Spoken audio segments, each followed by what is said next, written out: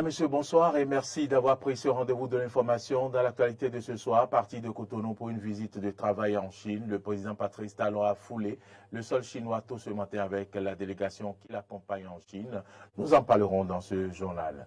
Pourquoi certains Béninois préfèrent-ils l'essence de contrebande appelée Bayo à l'essence vendue dans les stations à la pompe ou le contraire? Vous suivrez dans un reportage que vous propose la rédaction les arguments de nos concitoyens. Plusieurs pays continuent d'afficher leur soutien à l'Ukraine pour sa résistance face à la Russie, au nombre desquels les États-Unis. Vous en saurez davantage dans le développement de cette édition. Voilà pour le sommaire.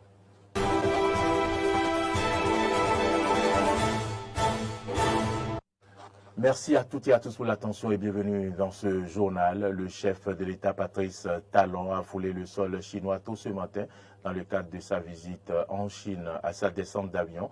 Il a été accueilli par le vice-ministre des Affaires étrangères de Chine, Deng Li, l'ambassadeur de Chine au Bénin, Ping Jintao, et l'ambassadeur du Bénin en Chine, Simon-Pierre Adovelande. La délégation conduite par le chef de l'État est entre autres composée de Romiad Wadaï, ministre d'État chargé de l'économie et des Finances, Olusegun Ajadi Bakari, ministre des Affaires étrangères, Shadia Assouman, ministre de l'Industrie et du Commerce. Au cours de cette visite, la délégation aura entre autres à rencontrer des opérateurs économiques chinois pour des échanges fructueux. Au total, 15 accords seront signés essentiellement pour favoriser le co-investissement, l'implantation d'entreprises industrielles chinoises au Bénin, mais aussi des entreprises du textile, des transports en commun, de l'industrie automobile électrique et des appareils électroménagers. Nous reviendrons plus amplement sur les étapes de la visite du chef de l'État en Chine dans nos prochaines éditions. La 18e session du Café Environnement s'est déroulée ce matin à Cotonou et a porté sur le thème « Solutions innovantes pour le développement durable ». C'était en présence des ambassadeurs et partenaires du Café Environnement. Arthur Windo pour le compte rendu.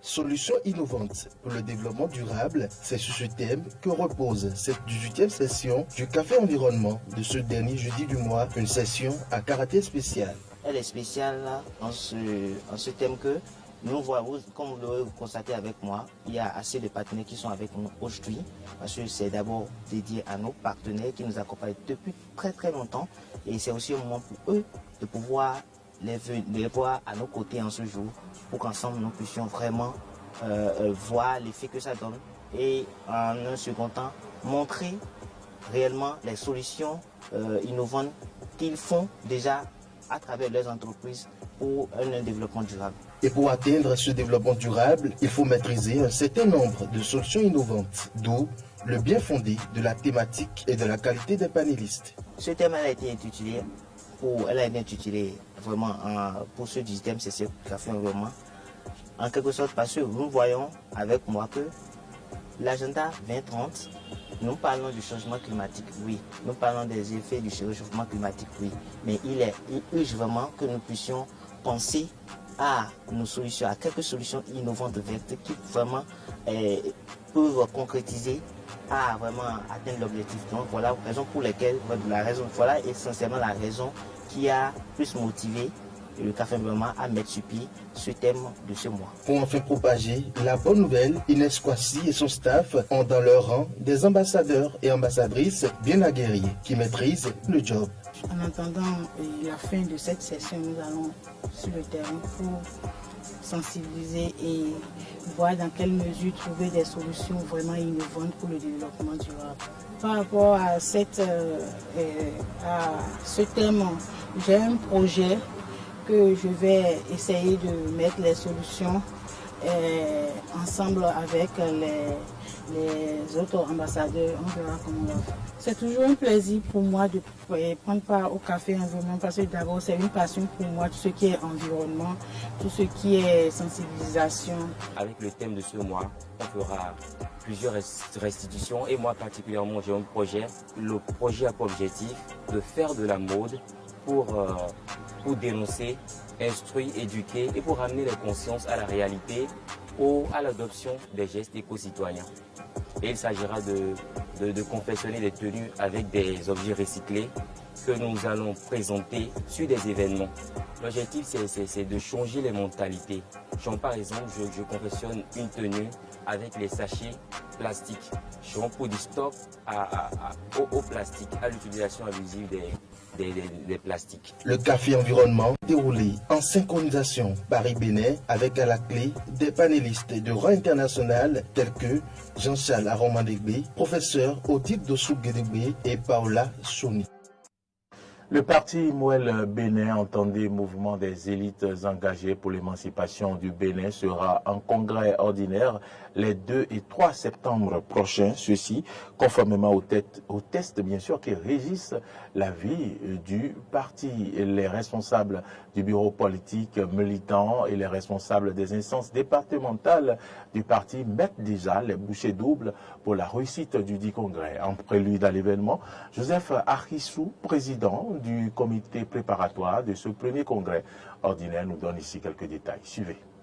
Le congrès va durer 2 jours, mais principalement c'est le samedi 2 qui est la date retenue vraiment pour la plupart des travaux. Le dimanche, ce sera juste la clôture. Le premier congrès ordinaire du parti Mouel Bénin intervient 5 ans après la naissance du parti. Le parti est né le 28 juillet 2018 à Awaya, dans les collines. Et 5 ans après, en 2023, le parti, selon ses statuts, devrait aller au congrès. Donc c'est véritablement le premier congrès ordinaire qui aura lieu à Cotonou, au Palais des Congrès, les 2 et 3 septembre prochains. Mouel Bénin, 5 ans de vie, est aujourd'hui en marche. Malgré tout ce qui est dit par ailleurs, à travers ces thématiques, Mouel Bénin veut montrer que c'est un parti qui s'est enraciné à travers tout le pays. Il y aura une cérémonie d'ouverture et il y aura les travaux du congrès proprement dit. Dans la cérémonie d'ouverture, évidemment, il y aura les mots de bienvenue. Il y aura un discours très attendu du président du parti, Jacques Ayadi, et il y aura une conférence inaugurale où nous avons invité un conférencier. Après, il y aura le congrès proprement dit, où les travaux vont concerner notamment les rapports, les militants et membres du bureau politique, les coordonnations de circonscriptions électorales, les coordinations de communales, vont écouter également les rapports depuis 5 ans, ce que nous avons fait, les rapports financiers, les rapports moraux du président du parti et également les rapports des commissaires aux comptes. Chaque jour, nombreux sont les Béninois qui s'approvisionnent soit en essence de contrebande, communément appelée essence paillot, aux abords des voies ou dans les stations à la pompe. Mais pourquoi certains préfèrent-ils le paillot à l'essence à la station ou le contraire? Élément de réponse dans ce reportage que nous propose Clémence Tonoukan. L'approvisionnement de l'essence est un geste presque quotidien pour les motocyclistes et les automobilistes. Pour le faire, ils ont le choix entre l'essence de contrebande, communément appelée paillot, et les stations-service. Il est vrai que dans un passé récent, le coût du liquide précieux dans l'informel attirait plus de clients. Mais depuis quelques semaines, les clients sont partagés entre le paillot et la station. Je prends les deux. Mais actuellement, pour le moment, c'est les stations. Pourquoi les stations? Parce que station est mieux.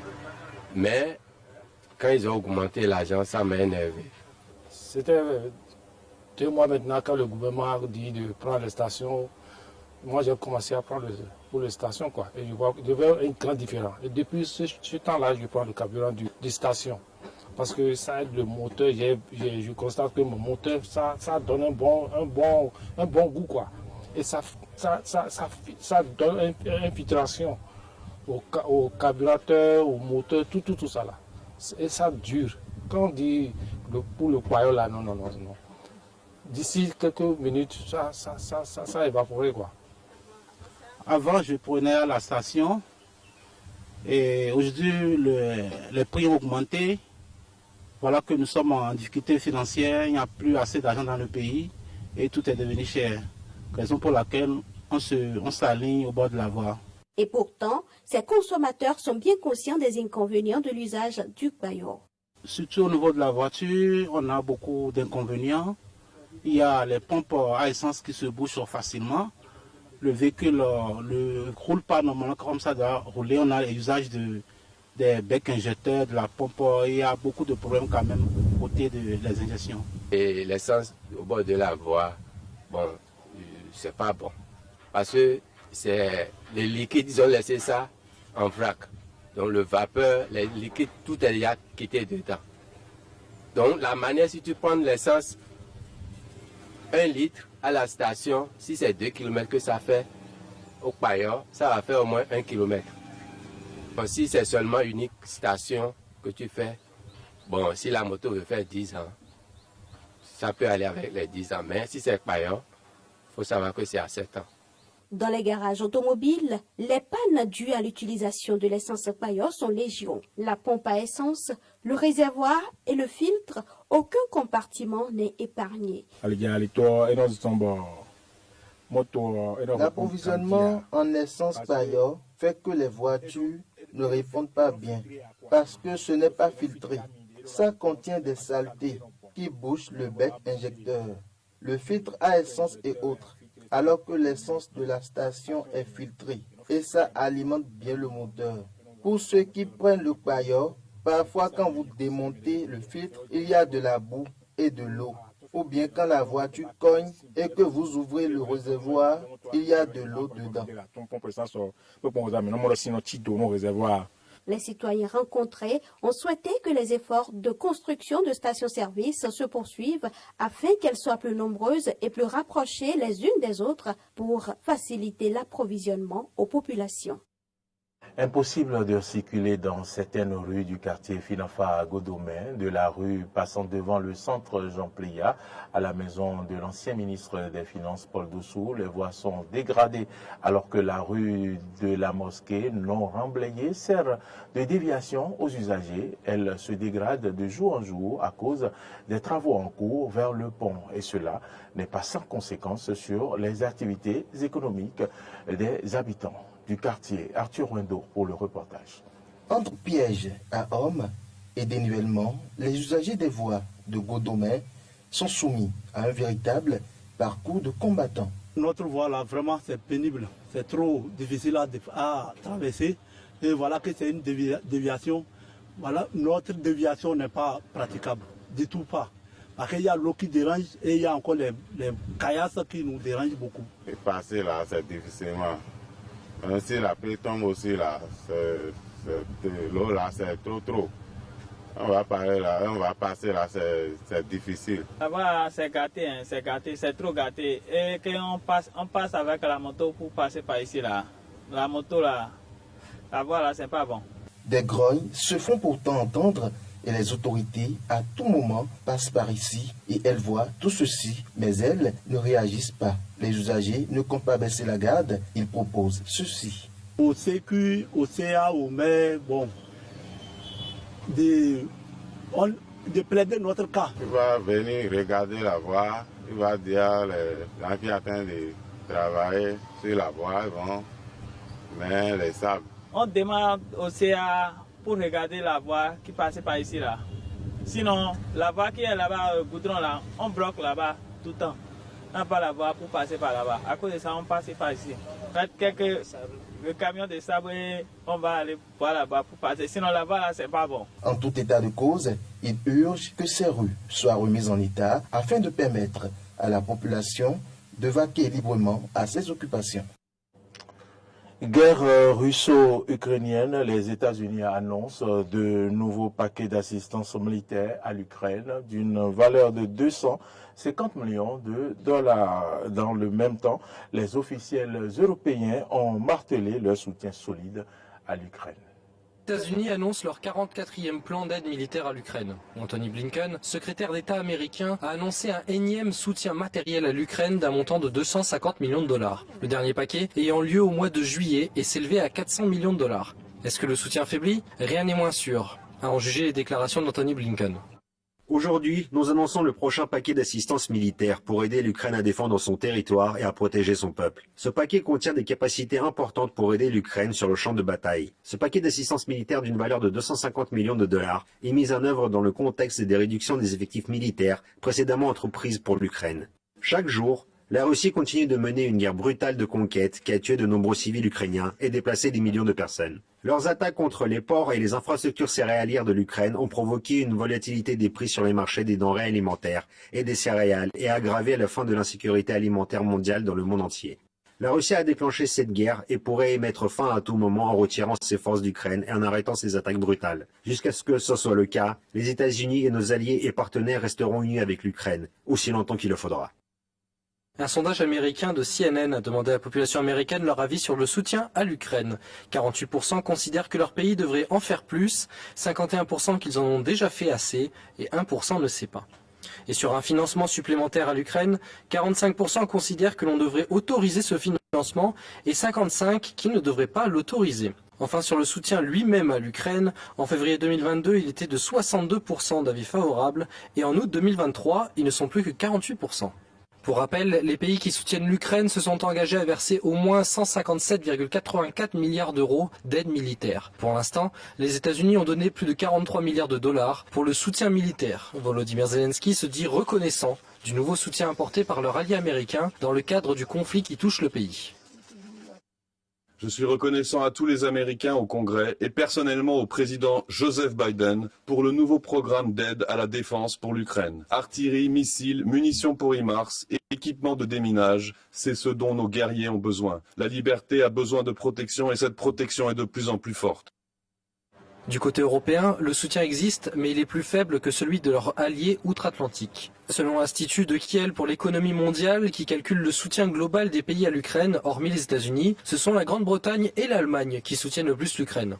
La France ne se trouve pas dans la liste des 5 premiers pays donateurs, ni même dans la liste des 10 premiers, se faisant devancer par des pays comme la Pologne ou les Pays-Bas. En réalité, derrière tous les discours donnés, la France ne se classe qu'11e en soutien global à l'Ukraine et 15e uniquement en soutien militaire. Catherine Colonna, ministre de l'Europe et des Affaires étrangères, soutient toujours l'Ukraine comme elle l'a annoncé hier lors d'une conférence avec son homologue ukrainien, Dmytro Kuleba. La France apporte et apportera tout son soutien à l'Ukraine dans tous les domaines, politique, diplomatique, militaire, juridique, économique et bien sûr militaire, pour aider ce pays à exercer son droit à la légitime défense. Et ce soutien se poursuivra et s'intensifiera aussi longtemps qu'il le faudra pour mettre en échec l'agression russe.